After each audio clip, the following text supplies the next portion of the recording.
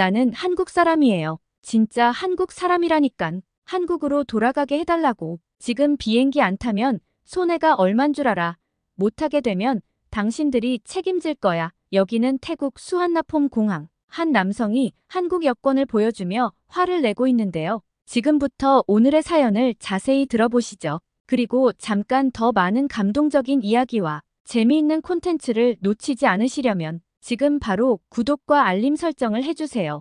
여러분의 관심이 저희 채널에게 큰 힘이 됩니다. 안녕하세요. 저는 스위스 취리히에 살고 있는 태국 출신의 라따나라고 합니다. 제가 태어난 집안은 뭐랄까 흔히 말하는 하이소 가문이죠. 돈이라면 지천에 깔렸고 제가 부족한 건 정말 아무것도 없었어요. 할아버지가 중국 쪽 투자로 엄청난 부를 이루셨거든요. 덕분에 저는 어려서부터 돈 걱정 없이 원하는 모든 걸 가질 수 있었어요. 부모님은 절 사립초등학교에 보내셨고 제가 사는 집에서 학교까지는 온통 럭셔리한 것들 뿐이었어요. 어릴 땐 그게 너무 당연하게 느껴졌죠. 그런 세상밖에 모르고 자랐으니까요. 라따나, 넌 정말 복받은 아이야. 중국계 피부에 하얀 피부까지 모든 게 완벽하지 않니? 어머니의 말씀처럼 전 항상 부러움의 대상이었어요. 방콕의 최고급 사립학교를 다닐 때도 친구들은 제 피부 색깔과 집안 배경을 동경했죠. 하지만 그땐 몰랐습니다. 그 화려함이 제게 족쇄가 될 줄은요. 그러다 중학교에 들어가면서 부모님은 절 스위스로 유학 보내셨어요. 저 같은 하이소 집안 자식들은 당연히 외국에서 공부를 하는 게 수순이라면서요. 당시엔 별 생각 없었어요. 사실 방콕의 번잡함을 떠나 새로운 나라에 간다는 게 좀 기대되기도 했거든요. 새로운 학교에 가면 제가 태국에서처럼 주목받지 않을까 하는 기대감도 있었고요. 특히 제 피부가 조금 하얀 편이라 태국에선 그걸로도 꽤 주목을 받았는데 외국에 가면 더 멋지게 보일 거라고 생각했어요. 참 순진했죠. 스위스에 도착해서 얼마 지나지 않아 할아버지께서 연락을 주셨습니다. 중국 친구들하고 꼭 친하게 지내라고요. 할아버지 말씀이 그 친구들 집안도 다들 중국에서 성공한 사업가들이고 저희 가문하고도 깊은 인연이 있다고 했어요. 제가 어릴 때부터 듣던 얘기였으니까 별 생각 없이 그러겠다고 했죠. 그 중에서도 가장 자주 마주치던 애가 바로 위안밍이었어요. 부모님이 서로 알고 지내시는 사이라 자연스레 친해질 줄 알았는데 아니, 이게 웬걸요. 위안밍은 그야말로 엉망이었어요. 무례하고 건방지고 늘 자기중심적이었어요. 그런데 문제는 저뿐만 아니라 선생님이나 친구들에게도 그렇게 대했단 말이죠. 정말 참을 수가 없었어요. 처음엔 저도 어떻게든 맞춰주려고 했어요. 할아버지와 부모님께 실망을 끼쳐드릴 수는 없었으니까요. 어쩌면 위안밍이 시간이 지나면 나아지겠거니 싶었거든요. 그런데 제 착각이었죠. 위안밍은 점점 더 무례해졌고 제가 반응을 할수록 오히려 더 재미있다는 듯이 굴었어요. 정말 황당했어요. 어느새 위안밍과 그 친구들이 저를 하인처럼 부리기 시작했거든요. 그 애들은 항상 7, 8명씩 무리를 지어 다녔는데 그 속에서 저는 늘 혼자였어요. 할아버지가 가깝게 지내라고 하신 말씀 때문에 그들에게 조금이라도 저항할 생각은 하지 못했죠. 낯선 나라, 낯선 문화에 적응하는 것만으로도 버거운데 위안밍 무리의 괴롭힘까지 견뎌야 했으니 정말 죽을 맛이었습니다. 그 애들은 제가 하이소 집안에서 자란 걸 누구보다 잘 알고 있었고 그래서 더 저를 깎아내리고 조롱하는 걸 재미 삼았어요. 정말 무력한 기분이 들더라고요. 그 애들이 저를 하대하는 게 점점 당연해져 갔어요. 하루는 저에게 넌 우리랑 어울리기 위해 태국에서 왔잖아. 라는 식으로 대놓고 무시를 하면서 태국을 비하하기 시작했습니다. 위안밍은 늘 저를 깔보듯 대하곤 했지만 그날은 정말 인간 이하의 모욕을 느끼게 했어요. 태국의 국왕이 왕비를 개처럼 묶어놓고 강아지 생일 잔치를 벌였다며? 그거 진짜야? 그는 비웃는 눈빛으로 제게 물었어요. 당황한 저는 아무 말도 못하고 그저 입술을 깨물었죠. 그런데도 위안밍은 멈추지 않고 더 비열한 말을 던졌습니다. 내가 오늘 젊은 국왕 역할을 해볼 테니 너도 왕비처럼 무릎 꿇고 공손하게 인사해봐. 내가 친히 케이크를 먹여줄게. 그의 얼굴에 떠오른 그 비열한 웃음이 너무나도 치욕스러웠어요. 주변에 있던 중국인 친구들까지 키득거리며 저를 쳐다봤고 저는 그 순간 몸이 얼어붙은 듯 아무런 반박도 할 수 없었습니다. 마음속에 분노가 끓어오르면서도 그들에게 반박할 용기는 나지 않았죠. 부끄럽지만 위안밍이 조롱했던 그 이야기는 사실이었어요. 당시 태국에서는 국왕의 사생활이 종종 논란이 되곤 했어요. 특히 왕비를 개처럼 목줄로 묶고 애완견의 생일 파티를 벌였다는 이야기는 해외 언론에도 퍼져나갔죠. 그 사진이 공개되었을 때 태국 국민들뿐만 아니라 전 세계 사람들이 충격을 받았습니다. 저 역시 그 뉴스를 보고 충격을 받았지만 우리나라의 국왕에 대한 이야기를 이런 식으로 조롱당하는 건 차원이 다른 모욕이었어요. 왕실을 부끄럽게 생각한 적은 없었지만 그날만큼은 그런 사실이 저를 너무나도 무력하게 만들었습니다. 그렇게 위안민과 그의 친구들 앞에서 어쩔 수 없이 고개를 숙여야 했죠. 입을 열어 반박하면 그들의 조롱이 더 거세질 것 같아 겁이 났어요. 저를 얕보는 그들의 시선 속에서 마음속에서 뭔가가 무너지는 소리가 들렸습니다. 나는 대체 왜 여기에 있는 걸까? 이건 내가 원해서 온 게 아닌데라고 생각하면서도 겉으로는 웃으며 그들 사이에 끼어 있었죠. 그 시간이 길어질수록 제 마음은 점점 지쳐갔습니다. 그런데 그 모든 걸 견딜 수 있게 해준 한 사람이 있었어요. 그 아이 이름은 태우입니다. 한국에서 온 유학생이었죠. 처음 만났을 땐 그 애가 저를 특별히 신경 쓰지 않았어요. 그런데 어느 날 제가 위안민 무리에게 놀림을 당하고 있을 때 태우가 조용히 다가와 절 일으켜 세워줬어요. 괜찮아? 라는 한마디가 얼마나 따뜻하던지. 태우는 저를 조용히 일으켜 세워주더니 위안민을 향해 차분하게 입을 열었어요. 위안민, 중국은 늘 스스로를 대국이라고 하지? 그런데 내 행동은 참 대국다운 모습이 아니네. 높은 산이 멀리 보인다고 해서 바람이 그 산을 꺾지 않는다고 했어. 강한 사람은 약한 사람을 괴롭히지 않는 법이야. 그런데 넌 왜 이렇게 비열하게 여자를 괴롭히고 있어? 위안민은 당황한 듯 잠시 말을 잃었고 태우는 이어서 한숨을 쉬며 웃음기 어린 목소리로 말을 덧붙였어요. 중국이 세계에서 가장 강한 나라라고 자랑하던데 왜 행동은 양아치처럼 굴고 있지? 키 크고 덩치 좋은 애들한테는 말 한마디 못하면서 여기서 소심하게 여자만 괴롭히는 게 자랑스러우니? 태우의 말이 마치 바늘처럼 위안민의 자존심을 찌르는 것 같았어요. 그의 얼굴이 점점 붉어지더군요. 태우는 아주 젠틀한 태도로 위트 있는 말투를 유지하며 마지막 한마디를 날렸어요. 대국의 위안민 씨 남자답게 배포 좀 키워봐. 비열한 행동은 결국 본인의 작은 그릇을 드러낼 뿐이야. 그 말에 주변에 있던 친구들까지 웃음을 터뜨렸고 위안민은 속이 상했는지 아무 말도 못하고 고개를 돌려버렸습니다. 태우는 그렇게 위안민을 조용히 참교육해 주었어요. 그 순간 제게 큰 위로가 되어줬죠. 태우는 그 후로도 자주 저를 챙겨줬어요. 위안민이 나서서 저를 괴롭히려 할 때면 마치 그걸 눈치라도 챈 것처럼 다가와서 제 옆에 서주곤 했습니다. 그러면 위안민도 아무 말 못하고 뒤로 물러나더라고요. 태우는 굳이 저를 돕겠다고 나서는 게 아니라 그저 자연스럽게 제 곁에 있어주는 것만으로 저를 지켜줬어요. 참 신기했죠. 그가 옆에 있는 것만으로도 제 마음이 편안해지고 왠지 모르게 안전하다는 느낌이 들었거든요. 다른 중국인 무리들도 태우에게는 시비를 걸지 못했어요. 저처럼 상류층 집안에서 자란 것도 아니었는데도 항상 당당했죠. 저와는 전혀 다른 세계에서 온 사람 같았습니다. 태우는 성적도 전교에서 최고였고 운동도 잘했고 무엇보다 항상 젠틀했거든요. 그는 당당하면서도 다른 사람을 깔보거나 무시하지 않았어요. 모두에게 친절했고 예의 바른 사람이었어요. 저도 그런 태우를 점점 존경하게 되었고 나중에는 어쩐지 마음이 조금씩 설레기 시작했습니다. 그의 말 한마디 한마디가 저에겐 위로가 되고 그의 미소가 세상 모든 불안을 덜어주는 듯했죠. 저는 점점 그와 함께 있는 시간이 더 좋아졌어요. 같이 수업 듣고 점심시간에 같은 테이블에 앉아서 이야기를 나누고 주말에는 도서관에서 나란히 공부하기도 했죠. 아무리 위안민 무리에게서 비아냥을 들어도 태우와 함께 있는 그 순간들만큼은 그 모든 불안과 불행을 잊게 해줬어요.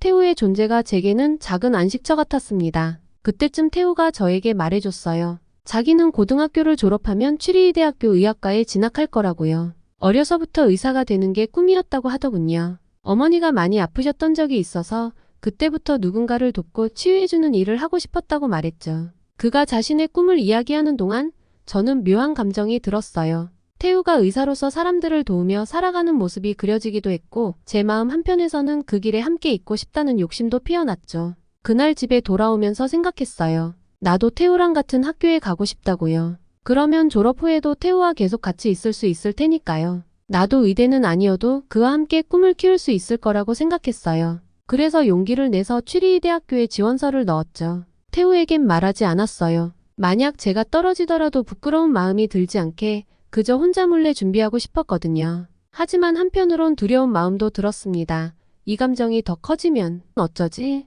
태우를 향한 제 마음이 점점 사랑으로 커져가고 있다는 걸 느낄 때마다 불안해졌어요. 하지만 저의 마음을 고백할 순 없었습니다. 태국의 상류층 가문에서 자란 저에겐 감정에 솔직한 사랑이란 허락되지 않은 사치였으니까요. 집안의 명예와 가문을 위해 결혼하는 게 당연하다는 이야기를 어릴 때부터 들어왔어요. 아버지도 어머니와 그렇게 결혼하셨고 저도 어른이 되면 누군가와 정략 결혼을 하리라는 걸 늘 당연히 여겼죠. 제가 태우를 좋아하는 마음을 고백한다고 해도 집안의 반대에 부딪힐 게 뻔했어요. 태우가 저의 마음을 받아줄 거라는 확신도 없었죠. 그걸 잘 알면서도 제 마음은 자꾸 그를 향해 움직였습니다.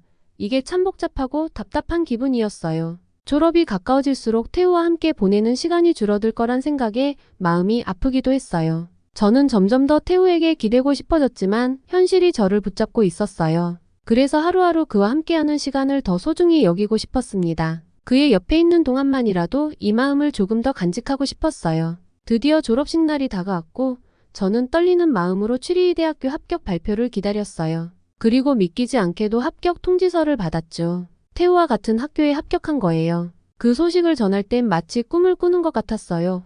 태우는 제가 취리대에 간다는 걸 듣고 정말 기뻐했습니다. 같이 공부하게 돼서 좋다.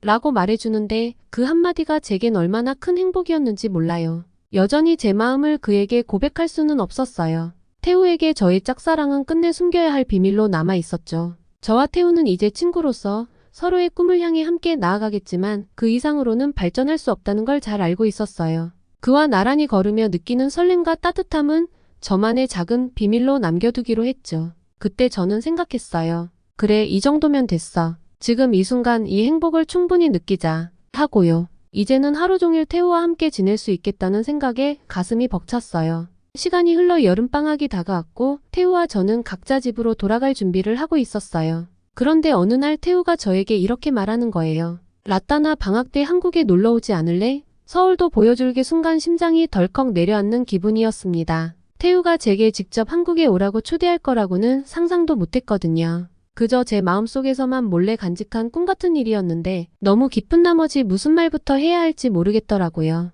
한동안 말을 잇지 못하다가 겨우 대답했어요. 정말 가도 돼? 그럼 갈게. 그때 제 목소리가 떨렸던 걸 태우가 눈치챘을지도 모르겠어요. 하지만 태우는 그저 환하게 웃으며 말했죠. 진짜? 그러면 일정 잡아보자. 그 환한 미소가 어찌나 따뜻하던지 마음이 설렜어요.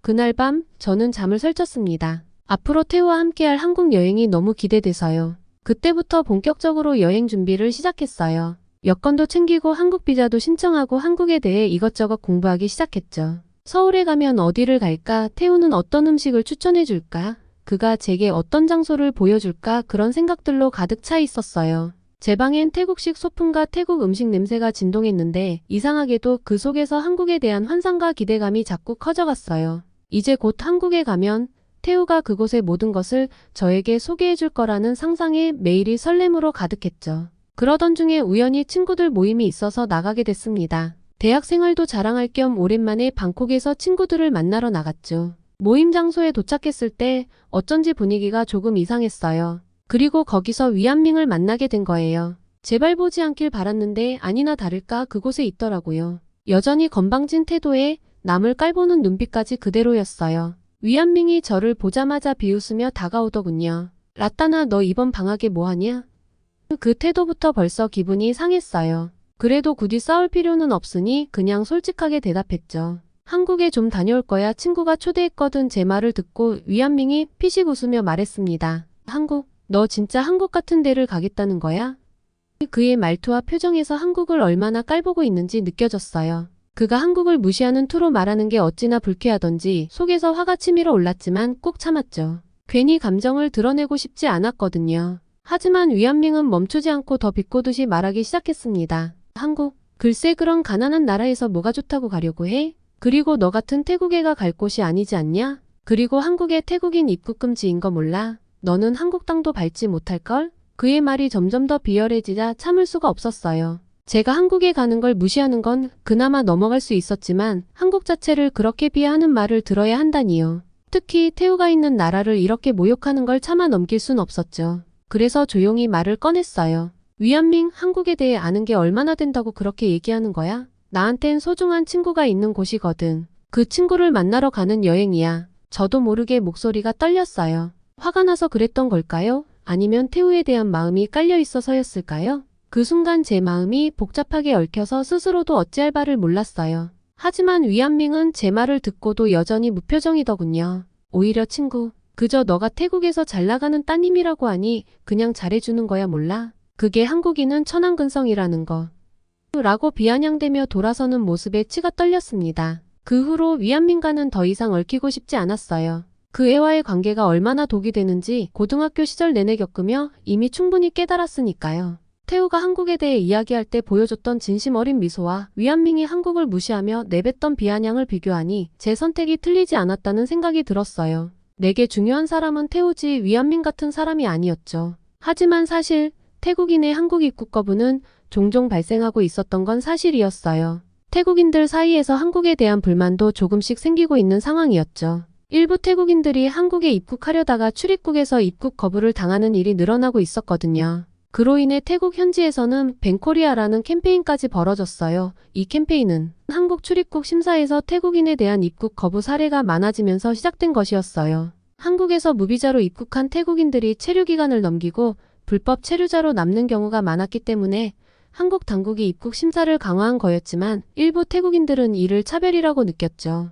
뱅코리아 캠페인은 태국 사회에서도 논란이 많았습니다. 그로 인해 일부 태국인들은 한국에 대한 반감을 가지게 되었지만 그렇다고 해서 한국 문화에 대한 관심이나 인기는 줄어들지 않았어요. 오히려 K-팝이나 한국 드라마는 여전히 태국에서 엄청난 팬층을 형성하고 있었고 많은 태국인들이 한국에 여행 가기를 원하고 있었습니다. 저 또한 꼭 가고 싶었고요. 그래서 한국으로 떠날 날이 가까워질수록 위안밍의 말은 머릿속에서 점점 사라졌어요. 오히려 태우와 함께할 시간들, 그리고 태우가 보여줄 한국이 어떤 모습일지에 대한 기대감이 저를 가득 채웠어요. 위안밍은 이제 더 이상 제 인생에서 중요한 사람이 아니었고 그와의 관계를 정리할 때가 온 거죠. 오랜만에 모인 친구들과 억지로 웃으며 수다를 떨었지만 마음은 이미 한국에 가 있었어요. 그날 밤 혼자 방에 돌아와 여행 가방을 정리하다가 문득 태우가 초대한 순간이 떠올랐습니다. 그는 정말 순수하게 저에게 한국을 보여주고 싶었던 거겠죠. 아마 저도 태우에게는 소중한 친구였으니까요. 물론 저는 친구 이상의 감정을 가지고 있지만 그 마음을 억누르더라도 한국에서의 시간을 즐기기로 결심했어요. 이제는 더 이상 망설이지 않기로 했거든요. 여권, 비자, 그리고 작은 선물까지 챙기고 나니 출발하는 날이 얼마 남지 않았어요.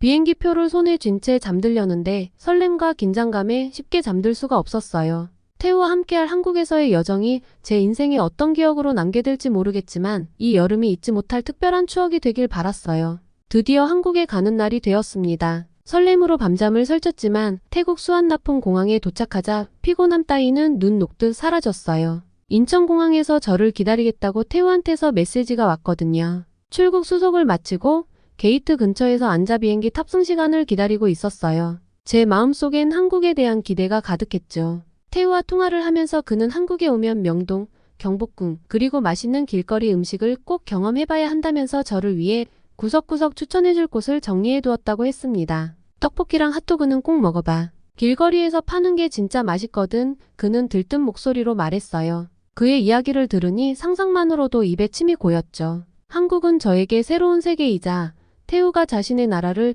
자랑스럽게 소개해주는 모습이 너무 좋아서 설렜어요. 갑자기 귀에 익은 목소리가 들려왔어요. 안 된다고 했잖아요. 제가 왜 거기서 잡혀야 하는데요. 걸음을 멈춘 채 그 소리가 나는 쪽을 바라보니 심장이 쿵하고 내려앉는 기분이 들었죠. 설마 하는 불안감에 고개를 돌려보니 그곳에는 정말 위안밍이 있었습니다. 평소에 저를 깔보며 비웃고 거만한 태도로 군림하던 위안밍의 모습은 온데간데 없었어요. 그의 얼굴은 하얗게 질려 있었고 식은땀이 이마에서 흐르고 있었죠. 그는 공항 경찰들에게 양쪽 팔을 붙잡힌 채 몸부림치고 있었어요. 옷깃이 흐트러지고 눈은 불안에 휩싸여 초점이 나간 채로 흔들리고 있었죠. 마치 공포영화의 한 장면처럼 그의 모든 모습이 패닉에 빠진 사람의 그것이었어요. 왜 이러는 겁니까? 내 여권에는 아무 문제가 없다고요. 위안밍은 필사적으로 항의하며 발버둥을 쳤지만 경찰들은 꿈쩍도 하지 않았습니다. 오히려 그의 말이 거짓임을 이미 다 알고 있다는 듯 냉정한 태도로 응대했죠. 그리고 한 경찰이 단호하게 말했어요. 한국 여권이 위조된 것으로 확인됐습니다. 즉시 체포하겠습니다. 그 말이 공항 안에 울려 퍼지자 저는 도저히 참을 수가 없어서 저도 모르게 픽 웃음이 새어나왔어요. 불과 며칠 전 그가 한국을 비웃으며 했던 말이 떠올랐거든요. 한국, 너 진짜 한국 같은 데를 가겠다는 거야? 라며 한국을 가난한 나라 취급하던 그가 이렇게 한국 여권을 위조해서 도망가려 했다니 이보다 더 아이러니한 일이 있을까요? 경찰들이 위안밍의 몸을 확실히 제압하며 끌어내기 시작했어요. 발이 거의 질질 끌리다시피 하면서도 그는 끝까지 몸부림치며 소리쳤습니다. 그의 목소리는 점점 더 초조하고 절박해졌죠. 놓으라고 했잖아. 내가 누군지 알아? 왜 이러는 건데? 그의 목소리에는 평소 그가 제게 보여주던 오만함은 전혀 느껴지지 않았어요. 오히려 절박하고 두려움에 가득 차 있었죠. 고등학교 시절 항상 거들먹거리던 그 거만한 모습은 사라지고 그저 무너져 내리는 사람의 모습이었어요. 그의 눈이 이리저리 움직이더니 문득 제 쪽을 발견했어요. 순간 그의 눈빛이 달라졌죠. 처음엔 놀라움, 곧 이어서 당혹감, 그리고 마지막엔 간절함이 담긴 눈빛으로 저를 쳐다봤습니다. 그 눈빛은 마치 무언가를 말하려는 것 같았지만 입을 열기엔 이미 너무 늦었어요. 경찰들이 그를 강하게 붙잡고 밀어붙였거든요. 그의 입가가 떨리며 무언가 말을 맺으려 했지만 경찰의 손에 의해 입술이 굳어지고 고개가 뒤로 젖혀졌어요. 그제서야 알고 보니 위안밍은 중국에서 마약 문제로 수배 중이었던 거였어요. 그가 방콕을 거쳐 한국 제주도가 무비자 입국이 가능하다는 점을 알고 한국 여권을 위조해 도망가려고 한 거라는 걸 들었죠. 그렇게 한국을 하찮게 여기고 비웃던 그가 이토록 비참한 방법으로 한국에 들어가려고 했다니 정말 아이러니하면서도 한편으로는 너무나도 가소로웠어요. 그의 그런 모습을 보면서 통쾌한 감정이 몰려왔습니다. 고등학교 시절 그의 무리들에게 당했던 굴욕적인 기억들이 떠올랐죠. 언제나 저를 하인처럼 부리며 무시하고 상처 주고도 아무렇지 않게 떠들어대던 그 위안밍이 이렇게 무너져 내리고 있었어요. 그러면서도 한편으로는 인간으로서 최소한의 연민이 느껴지기도 했습니다. 자신을 대국의 사람이라며 자부하던 그가 결국 이토록 비참하게 몰락하는 모습을 보니 말로 다 표현할 수 없는 씁쓸함이 밀려왔죠. 그 순간 제 휴대폰이 울렸어요. 태우였어요. 화면에 떠있는 메시지를 보고 있자니 마음이 따뜻해지더군요. 라따나 비행기 탑승했어? 여기 인천공항에서 기다리고 있을게. 그 다정한 말에 속이 뭉클해지면서도 저는 위안밍의 모습을 놓칠 수 없었어요. 그의 발버둥과 절박한 눈빛이 어쩐지 저를 붙잡고 있는 것 같았거든요. 잠시 후 경찰들에게 끌려가는 위안밍의 마지막 모습이 보였어요. 그는 여전히 발버둥을 치며 저를 향해 눈을 떼지 않았습니다. 그 눈빛은 마치 무언가를 간절히 호소하는 듯했죠. 뭔가 변명이라도 하고 싶은 표정이었지만 이제는 이미 소용없는 일이었어요. 경찰들은 그를 단호하게 제압한 채 그 자리를 빠져나갔고 그의 모습은 이내 사람들 사이로 사라져버렸어요. 위안밍은 그렇게 허무하게 그리고 쓸쓸하게 제 인생에서 사라져갔습니다. 다시 태우에게서 전화가 왔어요. 그 따뜻한 목소리가 이어폰 너머로 들려왔죠. 라따나 괜찮아? 목소리가 안 좋은데. 태우의 다정한 한마디에 그동안 꽁꽁 싸매고 있던 감정들이 터져나올 것만 같았어요. 그를 만나면 정말 새로운 시작을 할 수 있겠다는 확신이 밀려왔죠. 응, 곧 출발할 거야. 태우 고마워. 떨리는 목소리로 대답하자 그가 웃으면서 말했어요. 뭐가 고마워. 빨리 와. 내가 맛있는 거 많이 준비해뒀어. 그의 웃음소리가 저를 안심시켜줬습니다. 전화기를 끊고 탑승구로 향하면서 문득 마음이 이상하리만큼 가벼워졌어요. 마치 오랫동안 짊어지고 있던 무거운 짐을 내려놓은 듯한 느낌이었어요. 이제 정말로 새로운 시작을 할 수 있을 것 같았죠. 창밖으로 보이는 하늘이 그 어느 때보다 맑고 푸르게 느껴졌어요. 비행기가 한국 땅에 닿는 순간 마치 꿈속에 들어온 기분이었습니다. 창밖으로 보이는 서울의 모습은 어쩐지 낯설면서도 설렜어요. 태우는 공항에서부터 저를 살뜰하게 챙겨줬어요. 짐이 무겁지 않은지 길을 잘 따라오는지 계속 신경 써주더라고요. 그 모습이 어찌나 듬직하던지 그가 저를 신경 써준다는 사실만으로도 가슴이 뭉클했습니다. 처음 도착해서 간 곳은 경복궁이었어요. 한국의 전통 궁궐이라는데 정말로 어마어마하게 크더라고요. 태우는 경복궁에 대해 이것저것 설명해주면서 저를 이끌었어요. 이곳은 조선시대 왕이 머물렀던 곳이야. 저기 보이는 근정전은 왕이 중요한 회의를 하던 건물이고 그의 설명을 들으면서 고개를 끄덕였지만 솔직히 역사적인 배경보다는 그 자체로 너무 아름다워서 넛을 놓고 구경하게 되더라고요. 태국의 사원은 화려하기만 하고 산책할 곳도 없는데 경복궁의 단아하고 고즈넉한 분위기는 마치 시간 여행을 하고 있는 것 같은 기분을 주었어요. 태우와 나란히 경복궁을 걷다 보니 자꾸 마음이 두근거렸어요. 고백할 수 없는 이 감정을 감추려 했으면서도 그와 함께 걷는 이 순간이 너무 소중하게 느껴졌죠. 태우가 걸음을 멈출 때마다 그 옆에 딱 붙어 서고 싶었어요. 그러면서도 내내 속으로는 그래, 지금은 즐기자. 지금 이 순간을 놓치지 말자라고 다짐했어요. 그 다음엔 인사동에 갔습니다. 인사동은 한국의 전통과 현대가 공존하는 거리라고 했는데 정말 맞는 말이더군요. 거리에는 한국 전통 물건을 파는 상점들이 쭉 늘어서 있었고 그 중간중간에 있는 카페나 미술관들은 각자의 특징이 나타내는 디자인이었습니다. 길거리를 걷다 보니 거리에서 차를 파는 할머니가 계셨는데 태우가 그 차를 사서 저에게 건네줬어요. 이거 한번 마셔봐. 한국의 전통차야. 태우의 권유에 차 한 모금을 마셨는데 향긋한 맛이 입안에 감도는 게 정말 좋더라고요. 태국에서는 마셔본 적 없는 새로운 맛이었어요. 인사동에서의 경험은 제게 작은 충격이었습니다. 한국의 거리가 왠지 모르게 푸근하다고 생각했는데 그건 사람들의 밝은 미소 때문이더라고요. 길을 가다가 모르는 사람과 눈이 마주치면 그냥 스쳐 지나가는 게 아니라 미소를 지어주는 사람들도 많았어요. 태국에서는 항상 화난 듯한 사람들이 가득하고 사기꾼들이 많아서 경계를 하고 다녔는데 여긴 그보다 훨씬 소박한 분위기가 사람들에게 스며 있는 것 같았어요. 사람들 속에서 이상하게 마음이 편해지는 느낌을 받았습니다. 그리고 드디어 태우가 그렇게 얘기하던 명동에 갔어요. 태우가 자신 있게 추천해준 길거리 음식들을 잔뜩 먹어볼 수 있었죠. 저는 길가에 서서 떡볶이와 튀김을 먹는 게 처음이었어요. 태국에서도 길거리 음식은 있지만 비위생적이라 저도 잘 먹지 않는데 한국의 길거리 음식은 엄청 깨끗하더라고요. 매콤하면서도 달콤한 떡볶이, 바삭바삭한 튀김, 그리고 그 옆에서 파는 한국식 핫도그까지 한 입 베어 물 때마다 행복이 밀려왔어요. 태우가 저를 보며 웃으며 말하더라고요. 맛있지? 내가 좋아할 줄 알았어. 그의 말 한마디에 얼굴이 빨개졌어요. 이게 무슨 큰일이라고 이렇게 설레는지 모르겠어요. 다음날 태우가 조개구이를 먹으러 가자고 했습니다. 서해안 근처에 가면 해변에서 구워 먹는 조개구이가 있다면서 꼭 먹어봐야 한다고 추천했거든요. 해안가에 있는 작은 가게에 들어가자 사장님이 친절하게 조개를 구워주셨어요. 고소한 냄새가 코끝을 자극했어요. 뜨겁게 익은 조개를 하나 집어 먹으니 입안에 바다의 풍미가 가득 퍼지더라고요. 태국에서는 해산물을 상했을까봐 자주 못 먹었지만 한국의 조개구이는 엄청 신선했어요. 심지어 조개가 살아있더라고요. 태우는 저와 마주 앉아 조용히 조개구이를 먹으면서 저를 바라보고 있었습니다. 그 눈빛이 너무 따뜻하고 다정해서 괜히 심장이 두근거렸어요. 조개구이 하나를 집어 저에게 건네주면서 태우가 말했어요. 이런 곳 어때? 마음에 들어? 그 물음에 저는 서슴없이 고개를 끄덕였어요.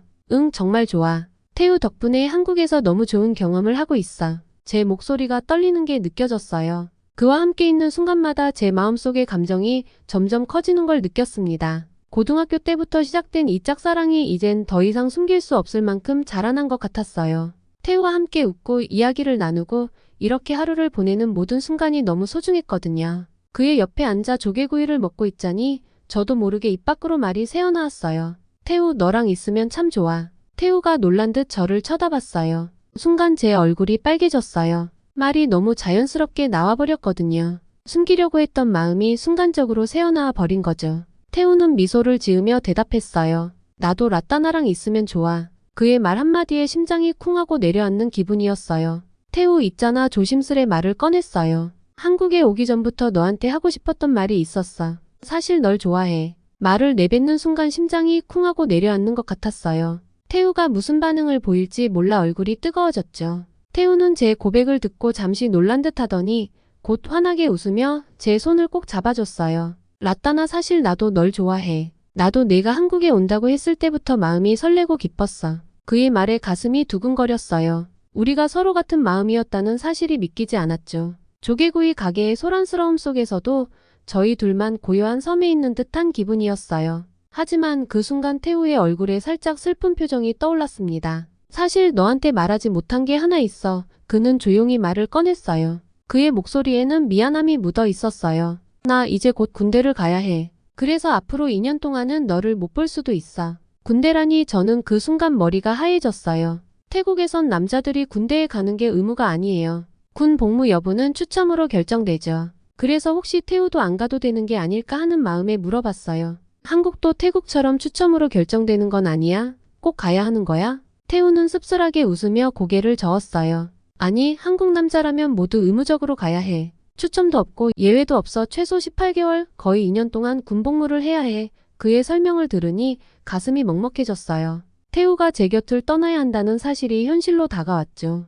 겨우 서로의 마음을 확인했는데 이제 2년 동안이나 그를 볼 수 없다는 게 너무 슬펐어요. 잠시 침묵이 흘렀어요. 저희 둘 다 무슨 말을 해야 할지 몰라 서로의 얼굴만 바라봤죠. 그러다 저는 태우의 손을 꼭 잡으며 결심하듯 말했어요. 태우, 그래도 난 기다릴 거야. 2년이든 그 이상이든 내가 돌아올 때까지 기다릴게. 그건 절대 어려운 일이 아니야. 지금까지 내 곁에 있을 수 있어서 너무 행복했고 그걸로 충분해. 태우는 제 말을 듣고 놀란 듯 저를 바라보더니 눈가가 살짝 촉촉해졌어요. 라따나 고마워. 이렇게 말해줘서 정말 고마워. 그의 따뜻한 미소를 보니 제 마음도 더 이상 불안하지 않았어요. 비록 떨어져 있어야 하는 시간이 오겠지만 그 시간을 견뎌낼 수 있을 거라는 확신이 생겼어요. 한국에서의 여행이 끝나가고 태국으로 떠나는 날, 저는 태우와 인천공항 카페에 앉아 마지막 대화를 나누고 있었어요. 저와 태우는 지난 며칠간 한국 곳곳을 다니며 쌓은 추억을 하나씩 되새기며 웃기도 하고 아쉬워하기도 했죠. 군대 복무 기간 동안 보지 못할 거라 생각하니 마음이 아팠지만 시간이 빨리 갈 수 있는 아이디어가 떠올랐습니다. 2년 동안 한국어를 제대로 배워서 한국어 능력 시험을 준비하겠다고요. 공부를 하다 보면 시간이 빨리 가겠죠. 단순히 태우에게 잘 보이기 위해서가 아니었어요. 이곳에서 느낀 자유롭고 따뜻한 분위기를 더 깊이 알고 싶다는 순수한 욕심 때문이었죠. 이 나라의 언어를 배우고 한국 사람들과 자연스럽게 대화할 수 있다면 제가 사랑하게 된 태우와 그의 가족들을 깊이 이해할 수 있을 거란 생각이 들었어요. 그리고 열심히 공부하다 보면 2년은 금방 가겠죠? 이제는 매일 아침 일어나자마자 한국어 공부를 한답니다. 처음에는 한글도 제대로 읽지 못했는데 이제는 태우와 카톡으로 대화도 할 수 있게 됐어요. 하이소 집안의 딸로서 늘 정해진 길만 걸어왔던 제가 처음으로 스스로 선택한 이 결정이 너무나도 자랑스럽네요. 부모님의 반대도 있었지만 당당하게 제 꿈을 말씀드렸죠. 제가 진정으로 원하는 사랑을 해보고 싶어요. 라고요. 지금은 태우가 군대에 있어서 2년을 기다려야 하지만 괜찮아요. 나라를 위해 묵묵히 의무를 다하는 그의 모습이 오히려 더 멋있게 느껴진달까요? 그동안 저는 한국어 실력을 더 키워서 다음에 만날 때는 더 깊은 대화를 나눌 수 있을 것 같아요. 긴 이야기 들어주셔서 감사합니다. 오늘 리따나의 사연을 통해 한국을 사랑하는 분들이 점점 많아지고 있다고 느꼈습니다. 중국인 친구가 태국에서 마약을 하고 한국 여권을 위조하는 일이 있었다니 놀랍네요. 오늘의 사연에 여러분들의 생각은 어떠신가요? 오늘의 이야기에 대한 여러분의 의견을 댓글로 남겨주세요. 다양한 시각과 생각을 나누는 것이 우리 모두에게 큰 도움이 됩니다. 끝으로 구독과 좋아요는 저희 채널에 큰 힘이 됩니다. 여러분의 관심과 사랑으로 더 좋은 콘텐츠를 만들어갈 수 있어요. 오늘도 감동 충전을 시청해주셔서 감사합니다. 다음에 더 좋은 이야기로 찾아뵙겠습니다.